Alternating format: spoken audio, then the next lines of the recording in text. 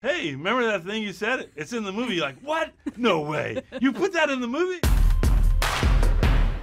Start churning butter and put on your church shoes, little sister, because we're about to blast off. Ralph, what is it you're trying to say? We're going to the internet. What? Tell me a little about what was important to you coming back to him and what you really wanted to make sure that you saw as he developed. Well, I wanted to make sure that Ralph, even though we were telling a story about Vanellope growing to a more mature place and moving on, in some ways it has echoes of a father-daughter thing. I was like, hold on a second, guys. Ralph is not her father. Yes. They're partners in crime. They're both like mentally the same age, Yes. and they're both really mischievous, like punk rockers, you know. Like, and then also, similar to the first one, I was also a big advocate for that kind of stuff. In the first one, I was also an advocate in this one for keeping the emotional stuff very real. Yeah. You know, even though we're being funny and silly and making fart jokes and stuff, like to never let the audience completely off the hook with the emotional stuff, because the laughter is much stronger if you really touch people, you know? So we tried, in the context of a cartoon movie, to tell the truth about human relationships and the difficulties of friendships as people evolve, and what it takes to be a good friend. What does a good friend do when he meets that kind of stuff? Was there anything in the development of it that you wanted for Vanellope to stay really strong in the story when you were talking to Phil or Rich? No, not really. I mean, so much came from them and from Pam Ribon, who's also one of the screenwriters. And every time they made a change, they made it more human, more layered, more funny. Like, it's just, at every point, they brought more to it. They put so much care into storytelling and this story. So, I mean, we were in great hands, and, you know, we improvise and we do stuff, but I mean, the structure of it was really just, I have to give them all the credit. I also want to point out something very cool, that it's not just about two friends, it's about two friends that are male and female. Yeah. That's another kind of relationship for men and women. It's not daddy-daughter. No. You know, it's not boyfriend-girlfriend. It's not brother-sister. Yeah. It's friends. Friends. His video has 1.3 million watts. Well, why didn't you tell me I was in the presence of a genius? Or anything that surprised you that they captured that were mannerisms or little things that you went, oh, that's me? I literally didn't really see any of that until the end. The only thing they showed me were like pictures. You know, they would, the storyboard. Yeah, right. And in the beginning, it was like stick figures. It wasn't really realized yet. Yeah. And then, you know, I would go into the booth and I would do things, and I think they got their creativity got sparked, and then that would make them make my face do certain things. And it's crazy, but once I saw the final product, I was like, oh my God, that's actually probably how I was making my face in the studio. But you know, they record you too. Right, yeah. You were all, so it works hand in hand. Yeah, it works hand in hand. And I'm an artist who uses my full body, like even Cookie, if it's just something tapping my fingers on, like I use my entire body. That's my instrument. So, you know, even in the booth, I'm pretty sure they got some moves. I loved it because watching you as a performer, I was like, they got her moves when you're just moving from a desk or moving around. I was like, that's awesome. That's really... They did a great job. Disney knows what they're doing, obviously. Did you always think that there was other adventures for Ralph and Vanellope, or was it a little surprising when they came around 5.5 years later and said, we've got an idea? It was only a couple years later, because this has taken a long time. True. But, you know, I hadn't really thought about it because I never think about anything in the future. I just really never do.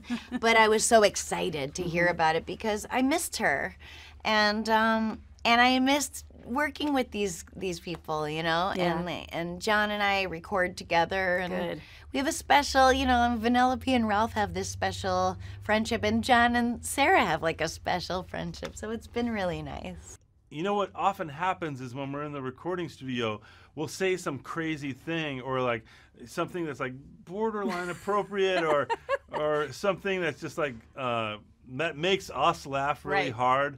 But you think, in the back of your mind, you're thinking like, well, but that's not going to be in the movie. Right. And then a couple weeks later, I'll come in and it feels like hey, remember that thing you said? It's in the movie. You're like, what? No way. You put that in the movie? So that happens over and over again. So I'm not sure. I'll be delighted to find out which of the crazier things ended up staying in the movie. The most important piece for me in the movie, I think, was when Ralph found himself in the comment section. Yes. And that day, Ralph, John C. Reilly, and myself we were both in the studio. Oh, that's wonderful. Yeah, we needed to be in there, I think. I wanted to ask because obviously there's so many moving pieces and evolving story pieces.